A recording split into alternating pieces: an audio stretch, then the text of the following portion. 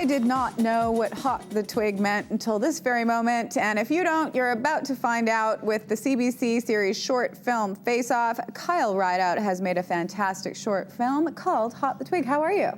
I'm fantastic. So what the heck does that mean? Not hopping the twig. Yeah, hopping the twig. Hop the twig is a British expression which means kick the can or eat to a dirt expire. sandwich. Yeah, to expire.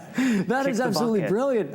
Tell us about, maybe first we'll start with the short film Face-Off, because you are representing BC and the short film industry in British Columbia, and this is such a great story, but tell us about this whole competition. Well, it airs on CBC, and they pick 9 films from across Canada, and it's a bit of a American Idol type thing where they compete on the show. And it's a battle! Yeah, and then people vote on June 30th. So I'm happy to be on the show. And no kidding. Tell us about your film and what it's all about. Obviously, it's about death by the title that we just learned, but tell us a little bit more about it. Well, I'm primarily an actor and have been working in Vancouver as an actor, and I wanted to make a short film, so I set out to make this one. And we were talking about this before. I was actually in Romeo and Juliet, and I was rehearsing the show. And we had just killed ourselves, and I was talking to Juliet, and I said, isn't that crazy to stab yourself in the stomach or drink poison? And we started talking about these different ways of dying, and that was kind of one of the moments that started this film.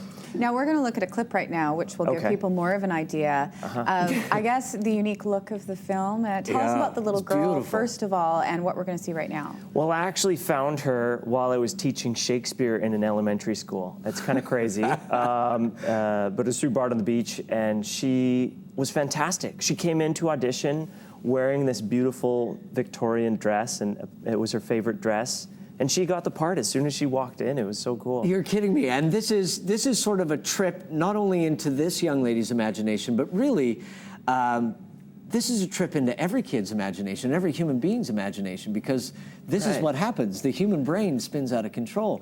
We're going to see a scene right now and maybe set this up for people. This is right when Audrey is lying in bed and she has this epiphany that her mom is going to die, and her imagination runs wild. Okay, here's the scene from Hop the Twig. Audrey suddenly remembered her Uncle Larry, who choked on a spoon,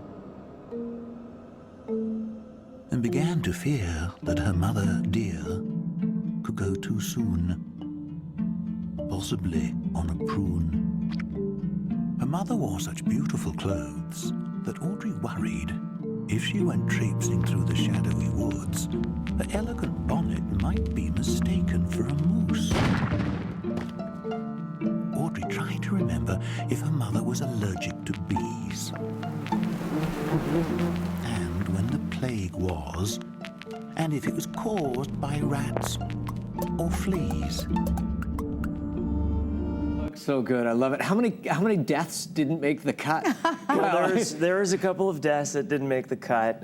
They just didn't look good, and they didn't kind of sound good. Did you throw it out there to people? I mean, did this become dinner time conversation of how different people could expire? Because that is just a smattering of the many ways that the mother dies. I know. That's a dinner table conversation. We didn't have I should have had a jar and just thrown in ideas. Everyone's got a good one. Well, there's one where she stepped on a crack and it breaks your mother's back. And it was a little bit confusing because she was within that death, the young girl, and I like to keep the mom separate from all of them. But I did like that rhyme that she steps on a crack and breaks mom's back. And what made you decide on the kind of look that the film has? It's very different, a little bit of animation, obviously a lot of different kind of feels to it, but what made you decide on that? Well, Guillermo del Toro with Pan's Labyrinth is huge. This is what we always say whenever we hear it. All right. Yeah, it's a huge influence for me. I love his work. I love that film, and I think you can kind of see that in this film, some of the jib, combining shots together. And how much did you enjoy? I mean, you mentioned off the top you're primarily an actor. I mean, until you made this film, you were an actor, period. So Yeah. how was this experience for you? Because I'm assuming you made it, because it did the festival circuit for a little bit as well. So how long ago did you make it, first of all? Well, I made it, it premiered last year. So I guess it was in 2010 that I was making it, and then, you know, the film started its life last year. How did you enjoy that whole process? Because, I mean, being an actor, there is a different sensibility that you would bring behind the camera as well. It was really great. I wanted to, you know, take on every job. So you look at the credits and it's stupid.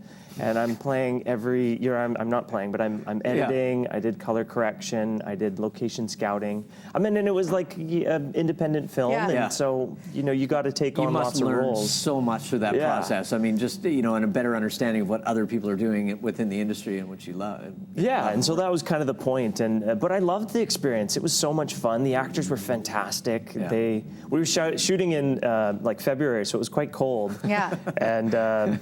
Yeah, there's one scene where they're in the snow, and then she's sewing on the park bench, and there's all the snow. Well, on the ground. fantastic job. And if you want to check out Hot the Twig, it will be airing on June 23rd. And as we mentioned, voting will open on June 30th for 24 hours. You can go to the website to find out all the information. It's on the screen for you right now. Yeah, watch, and you will never sit beside someone with a pair of knitting needles ever again without wondering what's next. Kyle, thank you, man. Thank a real you. pleasure. Thank you. We're so going to much. take a break.